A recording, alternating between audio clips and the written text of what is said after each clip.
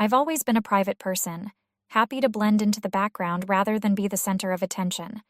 My name is Rachel, and from a young age, I learned to be self-sufficient. My mom, ever observant, noticed this about me early on. Instead of encouraging me to be more outgoing, she fostered my independence, showing me how to take care of myself in ways that were both practical and meaningful. She taught me to cook when I could barely see over the counter. At first, it was just stirring, then chopping, then creating whole meals. But it was more than just cooking. It became my escape, a way to be creative and free. We'd visit new restaurants, and she'd describe each dish to me with the detail of a seasoned critic. I started to see food as an experience, not just sustenance. As I grew, my love for food became a passion for writing about it. Inspired by the critics we'd read together, I wanted others to taste each dish through my words. So I studied culinary arts and later took up journalism. My first job as a food critic was with a small magazine. I'll never forget the first review I wrote. It was for a quaint Italian restaurant, and people loved it. My editor called me in the next day saying, "Rachel, you've got something special. Keep this up." Years passed, and with each review I gained a following.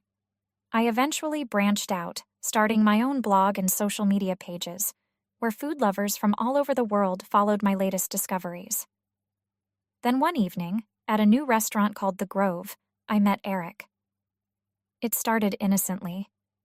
I noticed him glancing over at my notebook as I scribbled notes on the ambiance.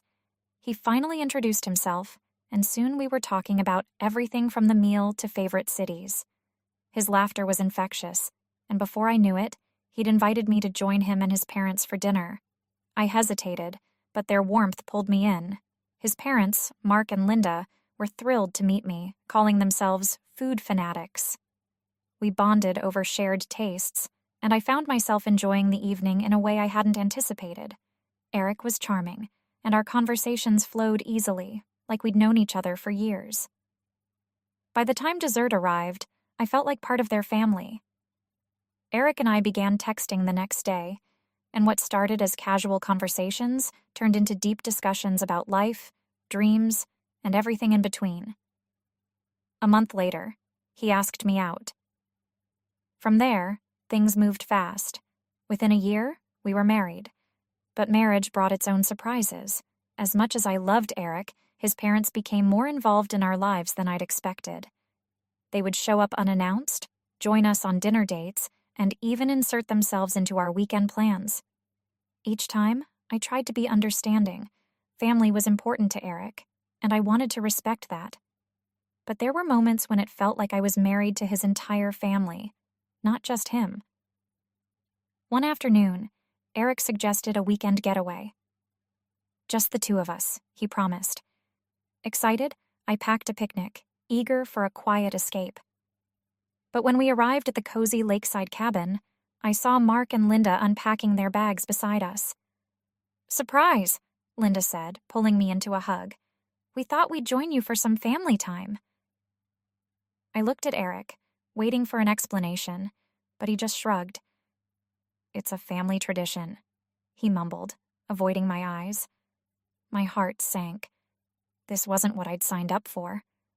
The weekend felt more like a family reunion than a romantic getaway, and while I tried to put on a brave face, the disappointment lingered.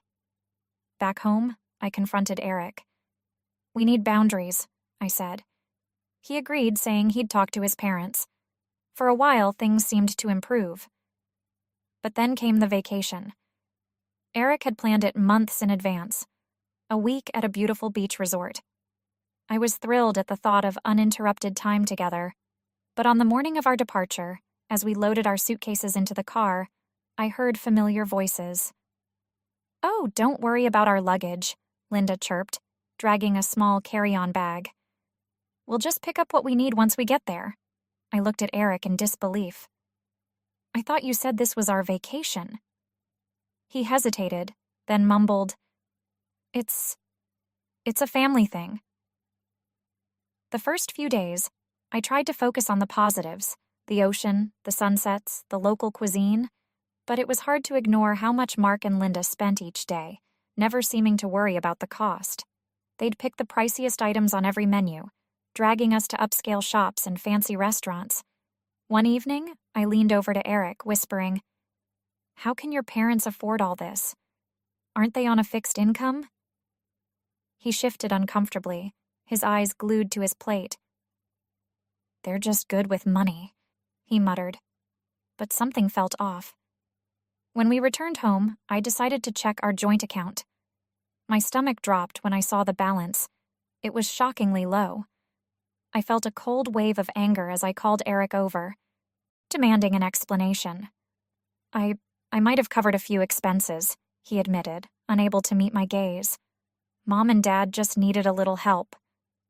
I was speechless. "Eric, that was our money. You should have asked me first." He looked contrite, promising it wouldn't happen again. For a while, he kept his word.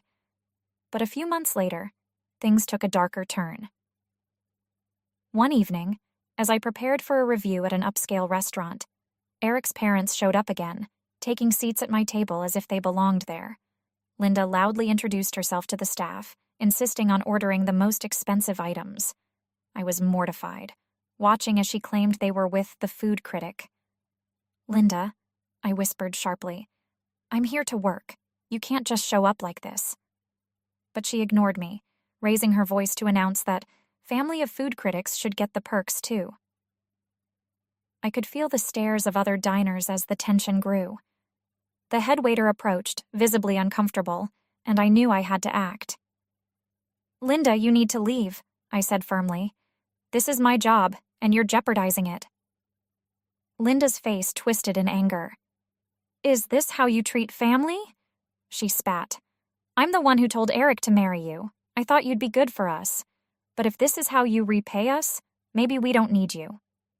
She stormed out, Mark trailing behind, leaving me to explain the scene to the head waiter. I couldn't believe it. Had my marriage been built on an illusion? When I confronted Eric, he admitted the painful truth. "Yes, my mom encouraged me. She saw your career, thought it would benefit us. But Rachel, I fell in love with you." I wanted to believe him, but the cracks in our relationship were too deep. Trust was shattered, and each day felt like a battle to hold on to what little remained. For weeks, I considered my options, feeling trapped between love and betrayal. Then one day, I received an offer to publish my first cookbook. It was a dream come true.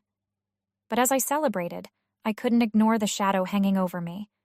The lingering doubts about my marriage and the intrusion of Eric's family.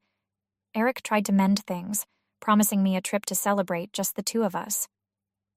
But as we prepared to board, I spotted Mark and Linda waving excitedly. I felt my heart break as Eric muttered, "Mom found out." In that moment, I knew I had to make a choice. I stepped off the train platform, watching as it pulled away. My phone buzzed with messages from Eric,